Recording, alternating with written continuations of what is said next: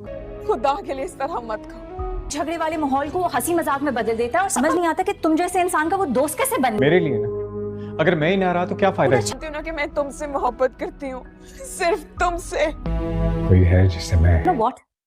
वो यहाँ नहीं रह सकती। किसी की परवाह नहीं है मुझे, और ना ही करूंगी इस बार। बल्कि वो जब तक यहाँ पर है ना, मैं अपनी मामा के घर। लाडली ड्रामे की आखिरी एपिसोड के बिहाइंड द सीन्स शेयर कर दिए गए हैं, जिसमें आपको दिखाया जाएगा कि नाज़ो की हर धर्मी की वजह से रूहान की मां की डेथ हो जाती है, जिसके बाद रूहान नाज़ो को तलाक देकर हमेशा के लिए उससे अपने माँ बाप के घर भिजवा देता है। आने वाली एपिसोड अब चंद एक साथ पर मुश्तमिल होंगी, लेकिन बहुत ही सनसनीखेज होंगी, जिसमें आपको दिखाया जाएगा कि एक तरफ तो नाज़ो एसएल के बच्चे की भी जान ले लेती है।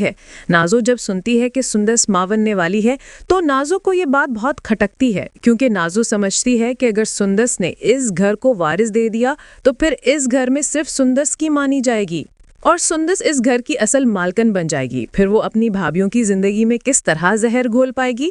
इसलिए नाज़ो फैसला कर लेती है कि वो सबसे पहले सुंदस को सीढ़ियों से गिराकर उसके बच्चे को ख़त्म कर देगी। लेकिन नाज़ो के ये इरादे मरियम जान लेती है, जिसके बाद मरियम नाज़ो पर काफ़ी गुस्सा करती है और इससे कहती है कि तुम सुंदस के साथ ऐसा कुछ नहीं करोगी। अगर सुंदस को या फिर उसके बच्चे को कुछ हुआ तो मैं तुम्हारा वो हाल करूँगी कि तुम जिंदगी भर याद रखोगी। तो दूसरी तरफ आप देखेंगे कि जब नाज़ो रूहान को वो चेक नहीं देती जो परवेज ने दिया था ताकि रूहान अपनी माँ का इलाज करवा सके, जिसके बाद रूहान की माँ की डेथ हो जाती है।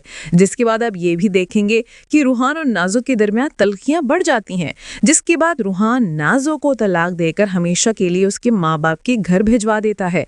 आप क्या चाहते थे? क्या नाज़ो के साथ यही होना चाहिए था, या फिर आप नाज़ो के साथ इससे भी ज़्यादा बुरा होता हुआ देखना चाहते हैं?